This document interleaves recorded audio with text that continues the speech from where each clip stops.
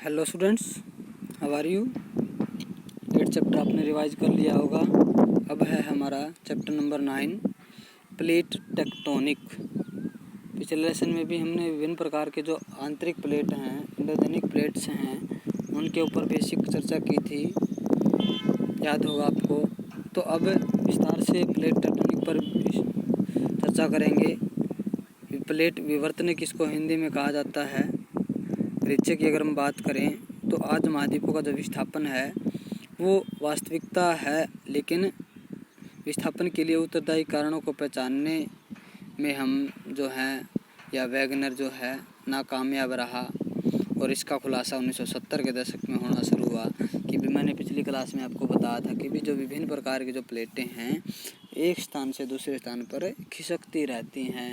Internal activity या बाह्य force के कारण या इंटरनल फोर्स के कारण कुछ न कुछ एक्टिविटी पृथ्वी के गर्भ में होती रहती हैं। तो इसी के कारण जो है महाद्वीप जो है एक अपने स्थान से खिसकते रहते हैं और एक महाद्वीप दूसरे महाद्वीप से कहीं न कहीं से अलग हो रहा है, दूरी बढ़ रही है और कुछ महाद्वीपों की दूरी है वो कम हो रही है।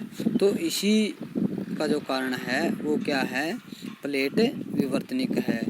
कि भी अनेक कारण बताए, पूरा चुंबकीय और भूकंपीय सर्वेक्षणों और महासागरीय नितल के प्रसरण के जुड़े जो अनुसंधान हैं वो भी नई संकल्पना के बारे में हमें सूचित करते हैं। तो यह ऐसा एकीकृत सिद्धांत है जो न केवल महाद्वीपीय विस्थापन के कारणों की वैज्ञानिक व्याख्या करता है बल्कि भूगर्भ प्रक्रियाओं और गुत्थियों को भी सुलझाने का काम करता है। तो प्लेट क्या है कि भी पृथ्वी का उत्तरी और बाहरी जो भाग है, ऊपरी और बाहरी भाग जो है वो कठोर भूखंडों से बना है, दृढ़ चट्टानों। इन भूखंडों को ही हम क्या कहते हैं, प्लेट कहते हैं। तो इन प्लेटों की मोटाई कहीं पर 100 किलोमीटर तथा क्षेत्रफल कई हजार वर्ग किलोमीटर हो सकता है। तो इस तरीके से किसी भी प्लेट की परपट्टी महाद्वीपीय महासागरीय दोनों प्रकार की हो सकती है। कि भी 100 किलोमीटर गहरी पट्टी और काफ़ी बड़ा क्षेत्र। तो हम देख सकते हैं कि भी ये प्लेटें जो हैं पृथ्वी के दुर्बलता मंडल में बाहरी और अर्धपिंगली शैल अवस्थाओं की दिशा में भी भ्रमण करती रहती हैं, चलती रहती हैं, खिसकती रहती हैं एक स्थान से। विवर्तनिक का अर्थ क्या है, मीनिंग ऑफ टेक्टोनिक। कि विवर्तनिक का अंग्रेजी में टेक्टोनिक शब्द का प्रयोग किया जाता है, जिसका जो टेक्टोनिक शब्द से बना, जिसका कहते हैं कि भी अर्थ है निर्माण अथवा रचना करना। तो इस प्रकार से विवर्तनिक का अभिप्राय क्या हुआ कि पृथ्वी के आंतरिक भागों के फलस्वरूप हुए जो पटल विरूपण से जो है स्थल मंडल के अनेक प्रकारों और भूआकारों का जो है जन्म धीरे धीरे होता रहता है। नए भू जो आकार हैं उनका निर्माण होता रहता है और कुछ क्षेत्रों में जो है जो भू आकार हैं वो समुद्र में समा जाते हैं। तो इसकी जो प्रक्रिया है वो मैग्मा का उभार, कि भी जो लावा निकलता है उसके कारण नए भू आकारों का जन्म होता है, या भू प्लेट संचलन जब प्लेट खिसकती हैं, या पर्वत निर्माण की प्रक्रियाएं होती हैं, या महाद्वीपीय विस्थापन होता है, या वलन पड़ते हैं पहाड़ों में, भ्रंश पैदा हो जाते हैं, दरारें पैदा हो जाती हैं, अक्षेपण होता है, विभंजन या भूकंप और ज्वालामुखी की क्रियाएं होती हैं। तो इन सारी चीज़ों का अध्ययन करना काफ़ी ज़्यादा ज़रूरी है। तो इस तरीके से प्लेट विवर्तनिक सिद्धांत उद्भव और विकास की हम चर्चा करेंगे कि भी किस तरीके से प्लेट शब्द का सबसे पहले प्रयोग 1965 में कनाडा के जो भूवैज्ञानिक हैं वुडरो विल्सन उन्होंने किया था। तो इस तरीके से 1967 में पी मैकेंजी आर.एल. पाकर ने प्लेट विवर्तनिक के मूल तत्वों का ताना बाना बुना और विभिन्न प्रकार के जो सिद्धांतों के माध्यम से उन्होंने इसका विस्तार से वर्णन किया। तो सिद्धांत की रूपरेखा क्या बनाई गई कि पृथ्वी का जो ठोस स्थलीय भाग है जिसे स्थल मंडल कहा जाता है 3 चीज़ों से मिलकर बना है। कौन सी? महाद्वीपीय पटल विरूपण अर्थात शेल और महासागरीय पटल विरूपण। तीसरा जो है ऊपरी मेंटल। एक तो महाद्वीपीय भाग जो स्थल भाग जिसको हम कहते हैं, दूसरा महासागरीय भाग जिसको हम जलमंडल कहते हैं, और तीसरा जो ऊपरी परत है ऊपर पट्टी जिसको हम कहते हैं वो लगभग 100 किलोमीटर की मोटाई की आंकी गई है। तो इसे ही उसके बाद 100 से 200 तक दुर्बलता मंडल कहते हैं, जो ज़्यादातर लिक्विड फॉर्म में होता है और वो खिसकते रहता है। तो इस तरीके से जो ऊपरी पर पट्टी है वो भी एक स्थान से दूसरे स्थान पर खिसकती रहती है। जो स्थल मंडल है वो संचलन के कारण क्या हो जाता है, उसमें दरारें पड़ जाती हैं, स्थल मंडल टूट जाता है, प्लेटें खिसक जाती हैं। तो स्थल मंडल की जो प्लेटें हैं, लीपचौन ने 1968 में 6 बड़ी और 9 छोटी प्लेटों के रूप में इसकी अवधारणा दी। इसमें बड़ी जो प्लेट हैं वो अफ्रीकी प्लेट, अमेरिकी plate, Antarctica plate, Australian plate, यूरेशियाई प्लेट और प्रशांत महासागरीय प्लेट के रूप में वर्णन किया। तो काफ़ी ज़्यादा जो है छोटी छोटी जो प्लेटें हैं उनका भी इन्होंने वर्णन किया। तो इस तरीके से प्रशांतीय जो प्लेट है वो सबसे बड़ी समुद्री प्लेट मानी गई। प्रत्येक प्लेट अपने घूर्णन ध्रुव के चारों ओर वर्ताकार मार्ग पर परिभ्रमण करती रहती है, खिसकती रहती है और ये प्रोसेस लाखों करोड़ों वर्षों तक चलती है। तो इन प्लेटों की मोटाई जो है 100 से 200 किलोमीटर तक अलग अलग क्षेत्रों में अलग अलग होती है। उसके बाद आती है प्लेट सीमाएं या सीमांत क्षेत्र। प्लेट सीमाएं क्या होती हैं कि भी प्लेट सीमा और किनारों में अंतर जान लेना जरूरी है। कि भी प्लेट सीमांत भाग को प्लेट किनारा कहते हैं। जब कि भी एक प्लेट का जो किनारा है या बाउंड्री सीमा जो भाग है वो प्लेट सीमा कहलाती है। तो जब दो प्लेटें संचलन करती हैं, संचलन मंडल को प्लेट सीमा कहा जाता है। प्लेट सीमा के उभय मंडलक क्षेत्र होता है। तो ये क्या करती हैं, 3 प्रकार के किनारों, रचनात्मक किनारों के भी जिनका निर्माण हो रहा होता है। दूसरा जो है विनाशकारी किनारे कि भी ये क्या करते हैं, एक दूसरे से टकराने का काम करते हैं। जब एक दूसरे से किनारे टकराएंगे तो अभिसरण होगा। प्लेटें जो हैं एक दूसरे किनारे के ऊपर चढ़ते हैं तो अभिसरण इसको हम कहते हैं। तो आमने सामने टकराने से भूकंपीय घटनाओं का भी विस्तार होता है। किसी प्लेट दूसरी प्लेट से धंसना या नीचे धंसना इसका कारण होता है। तो इस तरीके से विनाशकारी। दूसरा है संरक्षण किनारा कि भी एक दूसरे के समानांतर दिशा में वो खिसकती रहती है।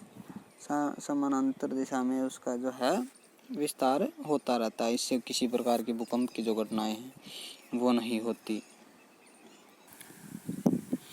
इसी प्रकार से संरक्षित प्लेटों को ही हम पार्वती प्लेट या उनके किनारों को पार्वती किनारे कहते हैं। तो ये संरक्षित जो अथवा निष्क्रिय किनारे हैं। इस प्रकार से संचलन में न तो नवीन स्थलों का निर्माण होता और न ही कोई नुकसान की संभावना होती, क्योंकि प्लेट क्या करती हैं, एक दूसरे के समानांतर खिसकती रहती हैं, उसके साथ साथ वो चलती रहती हैं। तो इससे क्या होगा, ना तो किसी नई भूखंड का निर्माण होगा, ना किसी गहरी खाई का निर्माण होगा और ना ही किसी प्रकार की भूकंप की जो घटनाएं हैं वो होंगी। तो एग्जाम्पल अगर कहें तो मर्त सागर की निम्न जो भूमि है वो पार्वती सीमाओं से द्वारा बनी है, दरार घाटी से बनी है। कैलिफोर्निया की सान एंड्रियास इसी प्रकार का विश्व प्रसिद्ध भ्रंश है जो प्रशांतीय और अमेरिकी प्लेटों की संधि पर बना है। तो इस तरीके से वहाँ पर इस प्रकार की जो भूकंपीय घटनाएं हैं या नुकसान संबंधी घटनाएं हैं वो नहीं हो पाती। तो उसके बाद आती है प्लेट विवर्तन के सिद्धांत की पूर्व अवधारणा की भी 3 पूर्व अवधारणा दी गई थी। एक तो महासागरीय नितल का प्रसरण हो रहा है अथवा महासागरीय कटकों के निरंतर जो है नई पटल बन रही है, एक तो ये सिद्धांत दिया गया। दूसरा, पृथ्वी के धरातल का जो क्षेत्र है वो निश्चित है। 60 करोड़ वर्षों में पृथ्वी का जो अर्धवायस्व है 5% से ज़्यादा नहीं बढ़ रहा है, ये उदाहरण दिया गया। तीसरी जो सिद्धांत था वो नया पटल बनते ही वह कठोर प्लेट का हिस्सा बन जाता है, उससे महाद्वीपीय पदार्थ भी हो सकते हैं और नहीं भी। तो इस तरीके की जो विचारधारा है वो देगी। तो प्लेटों की गति के कारण क्या रहे, एक तो तापीय संवहन की भी गर्म प्लेटों और ठंडी प्लेटों के साथ की भी पृथ्वी का अंदर का जो तापमान है वो काफ़ी गर्म है। तो इसी कारण से तापीय गर्म के रूप में कि भी जो ठंडी प्लेटें हैं वो भारी होती हैं और गर्म प्लेटें जो हैं वो लावा के रूप में भी हो सकती हैं और ज्वालामुखी जो उद्गार है उनके कारण हो सकता है। तो ये सारी चीज़ें होती रहती हैं। उसके बाद आप इस डायग्राम में विशेषताएं देख सकते हो प्लेटों की कि भी कौन कौन सी प्लेटें हैं, प्लेट सीमा कौन सी बनती हैं, प्लेटों की गति किस दिशा में है, महासागरीय तली के बारे में, घटनाओं के बारे में और उदाहरण के साथ साथ इस डायग्राम को आप रिवाइज कीजिए। उसके बाद आती है दूसरा कि भी ग्रेविटेशनल फोर्स की अगर हम बात करें तो कुछ भूवैज्ञानिक मानते हैं कि भी भूमध्य महासागरीय जो घटक है वो मैग्मा और लावा के अतिरिक्त पदार्थ से बनी है। इसके कारण जो है महासागरीय घटकों में 300 से 400 किलोमीटर की गहराई में उमड़ता जो लावा है वो अक्षितिज रूप में अपसरित होता रहता है, बहता रहता है। तो इस कारण से भी जो है बल काम करता है प्लेटों को खिसकाने में। दूसरा चट्टानों का भार, तीसरे चट्टानों के भार में क्या है कि मध्य महासागरीय घटकों के नीचे जो तप्त चट्टानी भाग है वो पदार्थ जो है बहता रहता है और एक कटक से दूर चला जाता है। तो यह ठंडा होने पर पदार्थ भारी होकर नीचे डूबने लगता है और अपने स्थान से इस प्लेट को जो क्या वो खिसका देता है। उसके बाद संचलन दर में क्या है कि मध्य महासागरीय घटकों की दोनों महासागरीय तल के प्रसरण की जो दर है वो एक समान होती है कि दोनों जो चट्टानें हैं वो एक ही गति से खिसकती रहती हैं। तो इस तरीके से 1 सेंटीमीटर से 6 सेंटीमीटर प्रति वर्ष की दर से ये संचलन होता है। गहरी खाइयाँ और में ये प्लेटें धंसती रहती हैं। इसका जो नुकसान है, ह्रास है, वो 5 सेंटीमीटर से 15 सेंटीमीटर प्रति वर्ष होता रहता है। उसके बाद अगला जो पॉइंट है हमारा स्थलमंडल की दृश्यता कि बड़ी जो भूप्लेटें हैं बिना विकार के लंबी दूरियां तय करती हैं और कुछ दिशाओं में प्लेटों की जो लंबाई है वो चौड़ाई है वो 20 गुना भी हो सकती है या इससे ज़्यादा भी हो सकती है। तो इससे क्या होता है कि प्लेटों के नीचे घर्षण रोधिता बहुत कम हो जाती है और लंबाई और मोटाई के अनुपात में होते हुए इसका कोई है जो है संपीड़क अथवा तनाव मुक्त चट्टानें हैं ये चलती हैं। तो बिना किसी नुकसान के, बिना किसी भूगर्भिक जो घटनाओं के ये प्लेटें चलती रहती हैं। तो स्टूडेंट्स ये चैप्टर आप एक बार रिवाइज करेंगे, जब तक पढ़ोगे नहीं समझ में नहीं आएगा। तो आज के लिए इतना ही। कल प्लेटों के महत्व के बारे में चर्चा करेंगे। सभी प्लेटों को नोट्स के रूप में तैयार करें साथ साथ, जिसके आपको ज़्यादा से ज़्यादा समझ में आए। आज के लिए इतना ही। Have a nice day.